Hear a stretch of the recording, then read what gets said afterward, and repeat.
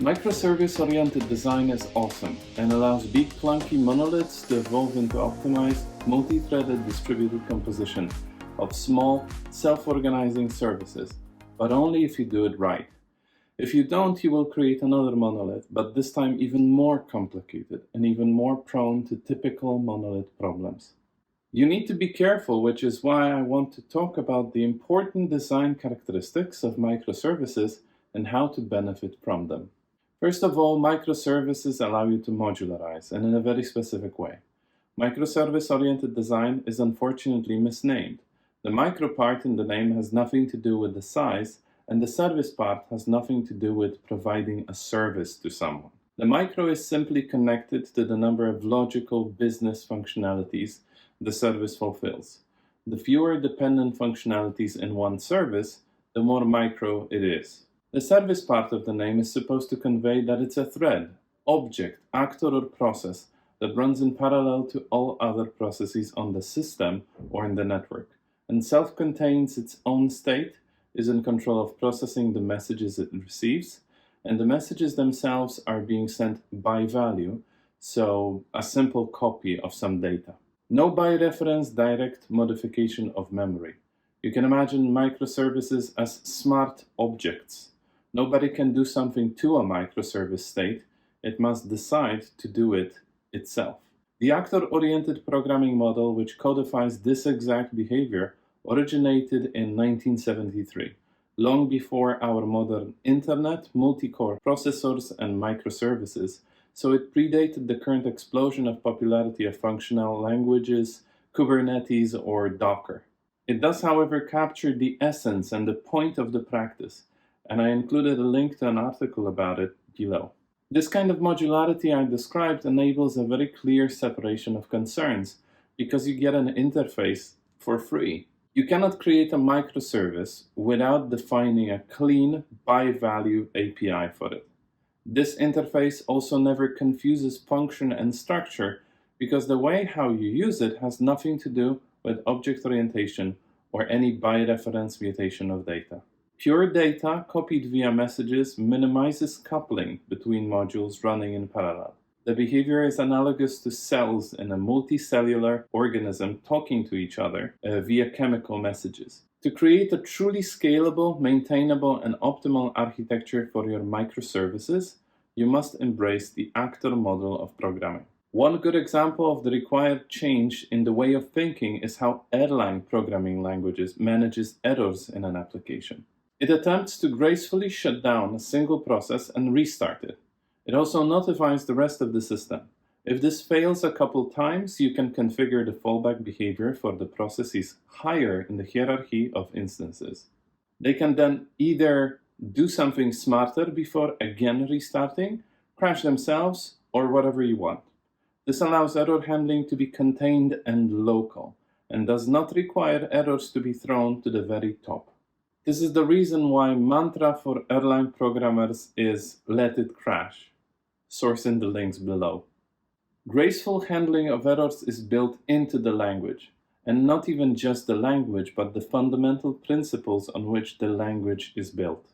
Besides this, a mentality of letting things crash also implies programming for the positive case, which allows designs to be really clean and to the point.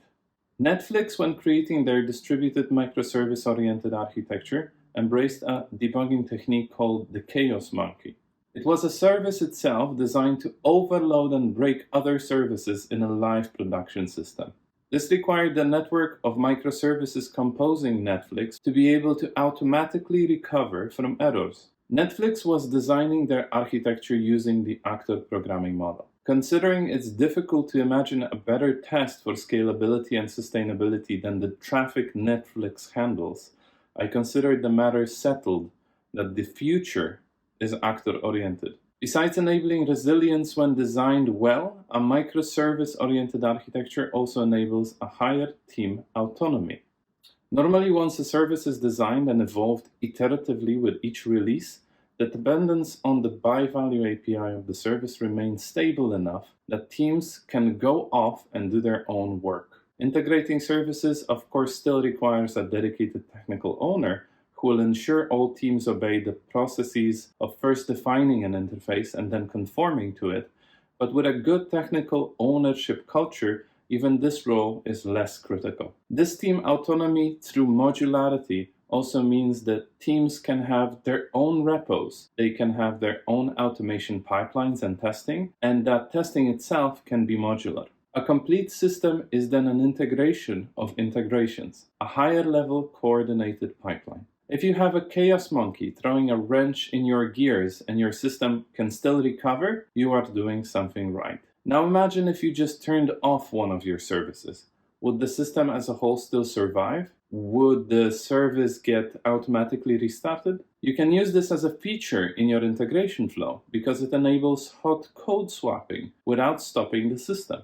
This is, by the way, behavior in languages like Erlang and Elixir. I think it's obvious for everyone that performance in microservices can be improved through parallelism. So I will not spend a long time explaining that, but I will mention throughput. To design any parallelized system well, you need to be able to follow and to visualize the flow of data through the service's composition. Imagine a single request entering the system. Where does the data go? How does it split? How does it join back up? Which processes does it flow through? At each stage of this pipeline, you should be able to calculate the required throughput. I spent almost 10 years programming in a data flow-oriented language. When moving on to other functional languages like Haskell, Clojure, Erlang, or Elixir, the terrain looked familiar, and I still felt at home, able to enjoy developing even the most complex systems and understanding the data flow and throughput requirements with ease. The calculations become trivial with microservices, but it was the exact opposite when using by-reference languages like Java or C++.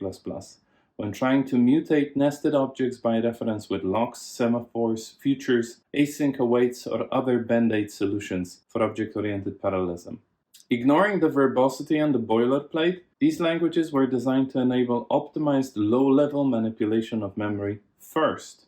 They were designed when computers worked with kilobytes of memory and every byte had to be carefully managed, which humans are notoriously bad in. Why do we need garbage collection? The languages majority still uses today do not express the flow of data well, or at all. From low-level with functional languages to high-level system design, microservices give a glimpse into a better world of programming. Give real microservices a try. Study the motivation behind languages like Erlang and embrace the actor model. I personally learned functional and data flow programming, Haskell and Erlang, and now apply the lessons in Clojure. Thank you all for joining me today. Please like, subscribe, and share. Provide super thanks or Patreon support if you can, and have a beautiful day. Until next time, your software minimalist.